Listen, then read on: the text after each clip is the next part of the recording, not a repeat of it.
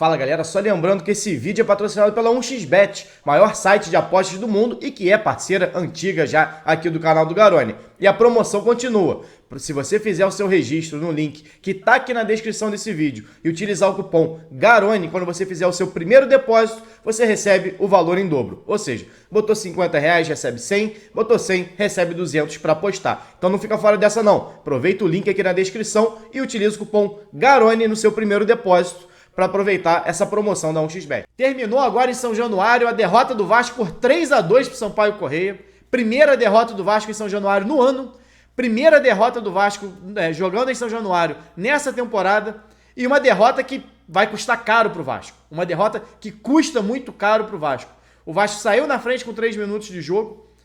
Conseguiu uma vantagem que parecia que daria uma tranquilidade para o time, para construir com o apoio do torcedor, só precisava da vitória para confirmar o acesso nessa rodada, permitiu o empate do Sampaio Corrêa e aí no fim da partida, aliás no segundo tempo, tomou o 2-1, tomou a virada, conseguiu o empate já nos acréscimos, aos 48 da segunda etapa, já quase 50 na verdade, da segunda etapa, e aos 55, na última bola do jogo, o Vasco toma um gol, um 3-2 num jogo aéreo, com o jogador subindo nas costas do Edmar, e o Vasco, num contexto todo da partida e de outras partidas que fez, de deficiência defensiva. O Vasco é frágil defensivamente desde o início do campeonato. O Vasco não sabe pressionar a bola. O Vasco, independente de Yuri em campo, foi um debate que a gente teve muito aqui durante a live, o Vasco coletivamente não sabe pressionar a bola. O Vasco é um time que deixa qualquer time jogar bola. Inclusive o Sampaio Corrêa, que é o time que menos troca passe na Série B, estatisticamente. E o Vasco conseguiu permitir ao Sampaio Corrêa, no primeiro tempo, por exemplo,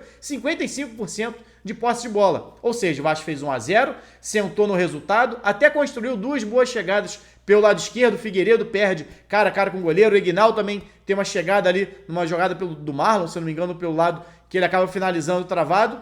Mas depois disso o Vasco para de jogar. E aí o Sampaio, que não é um time de posse de bola, consegue ter mais posse de bola, faz um 1-1, faz um 2-1 e mais uma vez o Vasco permitindo o Sampaio trocar passes com muita tranquilidade. O time faz um contra-ataque lá do campo defensivo, onde o Figueiredo teve a chance de matar a jogada, não mata, depois o Yuri ameaça marcar o Poveda dá uma cavadinha e o Yuri simplesmente para na jogada, não acompanha, Thiago defende e no rebote acaba saindo 2-1 do Sampaio. E o Vasco, depois do 2-1, também não conseguiu jogar bola. O Vasco sequer conseguiu realmente pressionar o Sampaio Corrêa. Achou um gol, a verdade é essa. O Vasco, mais uma vez, achou um gol aos 50, uma jogada do Edmar com o Peck pelo lado esquerdo. O Edmar acertou o cruzamento e o Peck e o Andrei Santos fez o 2-2, que, naquele momento, colocava o Vasco a um simples tropeço do Ituano. Nem tropeço porque o Ituano joga fora de casa, então simplesmente o Ituano não vencer na rodada já colocaria o Vasco garantido na Série A. E aí o Vasco deu campo para o Sampaio Corrêa, mais uma vez permitiu uma inversão de 40, 50 metros sem pressionar nem o passador, nem o homem da bola. A jogada desenrolou, saiu uma finalização virou escanteio batido curto, como o Vasco fez, inclusive, no lance do primeiro gol do Conceição, cruzamento do Figueiredo. Batido curto, o Alex não chega na marcação, o Edmar também perde mais uma vez, tomando bola nas costas, o jogador sobe por cima dele e o Thiago, a bola foi até na direção do Thiago, o Thiago mais uma vez não tem o tempo de reação necessário para defender, assim como não teve no primeiro gol. Um chute até certo ponto despretensioso do Sampaio Corrêa, do meio da rua, numa jogada onde o Vasco, mais uma vez, perdeu a bola com o Nenê, não pressionou o homem da bola, o Andrei foi driblado, mas ninguém chegou, Palácios não chegou e saiu o gol do Sampaio Corrêa. Enfim, resultado desastroso para o Vasco em São Januário, encerrando uma série de 21 jogos invicto no seu estádio na temporada, logo no momento onde não podia perder. Sobre as escolhas do Jorginho, o Vasco entrou em campo com o Nenê e Palácios na vaga de Alex Teixeira e Yuri. Qual era a ideia do Jorginho?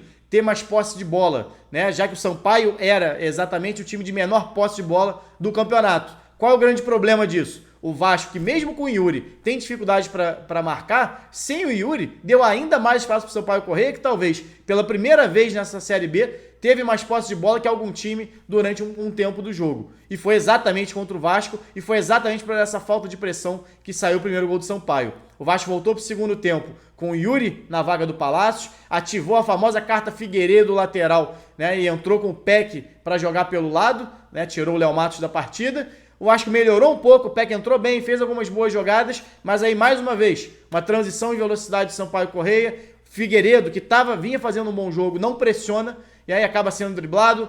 Poveda carrega, como já disse aqui, Yuri também não pressiona e sai o segundo gol ali do Sampaio. Aí o Vasco sente muito gol, a torcida naturalmente sente também, se tinha 20 minutos ali para correr atrás de um resultado que o Vasco parecia estar muito confortável, né? Quando o Vasco estava fazendo 1-0, até que estava mais animado, quando ficou no 1-1, o Vasco já passou a ser um time medroso, e foi medroso esse tempo todo. E aí com 2-1 negativo, né? Com 2-1 contra, o Vasco tentou sair um pouquinho mais pro jogo, mas de maneira totalmente atabalhoada, muita jogada individual. Num raro momento onde se trabalhou a bola com um pouquinho mais de qualidade, o Andrei fez o 2-2, mas aí o Vasco, nas suas tradicionais vacilos, né? Até que nos últimos jogos o Vasco estava fazendo gol no fim, né? Mas dessa vez, o espaço dado para o Vasco, mais uma vez para o Sampaio Corrêa, foi bem aproveitado pelo time do Maranhão, que consegue uma vitória com mérito, né? Talvez o empate fosse mais justo, né? O Sampaio também não foi um time que agrediu, que botou uma pressão em cima do Vasco.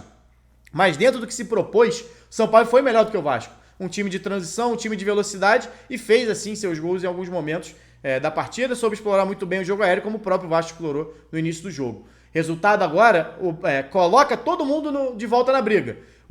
Um empate, por exemplo, só o Ituano seguiria com chances de ultrapassar o Vasco, né? Além, obviamente, do Bahia, que está próximo ali do Vasco. Agora tem Ituano, tem Londrina, mas quem pode ultrapassar o Vasco? Deixa eu só ver a tabela aqui rapidinho. Tem Ituano, tem Londrina, que se enfrentam amanhã, tem Sport, o próprio Sampaio Corrêa, que chega... Não, o próprio Sampaio Corrêa não. Mas é isso. Ituano, Bahia, Londrina e Sport. 4 times agora que podem ultrapassar o Vasco, graças a esse tropeço ridículo do Vasco em São Januário, num jogo onde o Vasco não jogou bola durante a grande parte da partida, se é que jogou em algum momento. E não sei se mereceu a derrota, talvez o empate fosse mais justo, mas justo, na verdade, a bola na rede. E o Sampaio foi muito mais competente do que o Vasco.